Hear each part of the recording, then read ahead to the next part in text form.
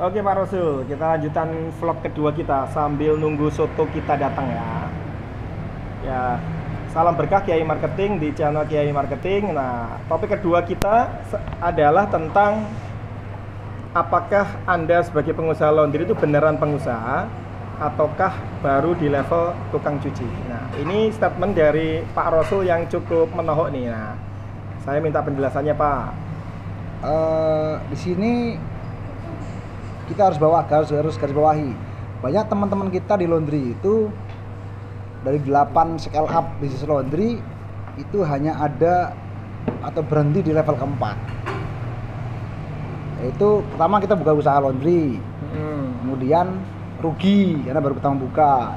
Setelah rugi dengan segala upaya, dengan segala sumber daya kita bekerja membangun sistem, akhirnya timbullah BEP, break-even point, di mana pemasukan dengan pengeluaran adalah balance atau tidak rugi, tidak untung. Ke level ketiga. Kemudian yang level keempat adalah perusahaan laundry-nya kemudian menjadi untung dan bisa digunakan untuk keperluan yang lain-lain. Nah, kebanyakan teman-teman kita itu berhenti di level ini Mas Angke, di level keempat, untung. Setelah untung ini dia bingung mau ngapain, selanjutnya mau bikin apa lagi, mau ngapain lagi. Itu banyak berhenti di situ. Sedangkan ada 4 level lagi harus dia lanjutkan untuk benar-benar menjadi sebuah perusahaan yang profesional di bidang bisnis laundry. Nah, itulah 4 lagi itu apa? 4 itu adalah setelah untung, kemudian selanjutnya adalah scale up. Ya. Atau mengembangkan semua standar prosedur, membuat manajemennya secara digitalisasi dan sebagainya. Yang keenam barulah kita akan membuka cabang. Yang ketujuh kita akan mengembangkan cabang yang lain dengan skema jual saham atau mendatangkan investor Atau kemitraan juga bisa. Yang terakhir adalah the real korporatisasi, di mana kita sebagai founder, kita sebagai pemilik perusahaan sudah tidak campur tangan lagi di perusahaan yang kita buat tersebut. Jadi semua 100% pure dijalankan oleh perusahaan, dijalankan oleh dewan direksi kita untuk bisa berjalan secara otomatis, secara profesional, dan terus memberikan saham-saham baru dan membuka cabang-cabang baru. Demikian Mas Andri. Nah, dari lahirnya Jordan Laundry ya 2009 ya. Ini 2021 sudah sampai level mana? Saya sudah di level ke-7.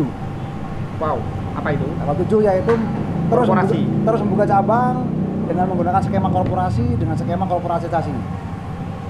Untuk the next, saya akan masuk ke jenjang ke nomor 8, yaitu saya tidak akan campur tangan lagi dalam urusan bisnis secara praktisnya atau langsung menangani bisnis tersebut. Saya sudah murni sebagai investor, sebagai murni menjalankan the real of corporatisasi. Seperti itu Mas Angga. Oke, teman-teman, saya juga akan nambahkan bahwa beda pengusaha dengan pedagang itu adalah kalau pedagang itu di hari pertama dia langsung belanja sendiri, kemudian nyuci sendiri, buka warung sendiri, dan akhirnya kemudian dia terlena. Dan yang membuat kurang maju adalah bahwa kemudian muncul mental tidak percaya sama orang lain, karena dari hari pertama dia yang nyuci sendiri, dia yang gosok sendiri, dia yang buka pintu sendiri. Akibatnya kalau ada orang lain itu kesannya kualitasnya kemudian turun kan gitu ya. Itu bahaya mental setnya itu seperti itu ya. Nah, kalau pengusaha itu dari hari pertama dia sudah tidak mau masuk ke zona operasional. Dia akan menggunakan tangan orang lain untuk mencapai tujuan. Jadi kalau pedagang itu menggunakan tangan dia sendiri untuk mencapai tujuan, kalau pengusaha itu menggunakan tangan orang lain untuk mencapai tujuan. Sebagai contoh, Mas Angga ini memiliki beberapa gerai, berapa puluh bakso bom Mas Erwin. Tapi saya yakin Mas Angga pun tidak bisa bikin bakso. Ya, betul. Ada lagi teman saya di Jogja namanya Pak Arif Fatoni, itu punya 60 gerai potong rambut, 60 gerai. Tapi Pak Arif itu tidak bisa nyukur rambut. Itulah the real pengusaha adalah yang punya mindset kalau orang lain bisa, kenapa harus saya? Seperti itu Mas. Nah, kenapa seperti itu? Karena saya tidak mau rugi. Jadi saya menghargai diri saya ini 30 juta sebulan gaji saya. Nah, kemudian kalau saya jadi pembuat bakso saya itu gajinya cuma 3 juta sebulan. Berarti saya sudah rugi 27 juta pada bulan pertama. Makanya saya tidak mau, ya. Nah, itulah yang tidak dipikirkan oleh teman-teman pedagang bahwa mereka tidak menghargai waktu mereka sendiri, bahkan tidak pernah menggaji mereka sendiri.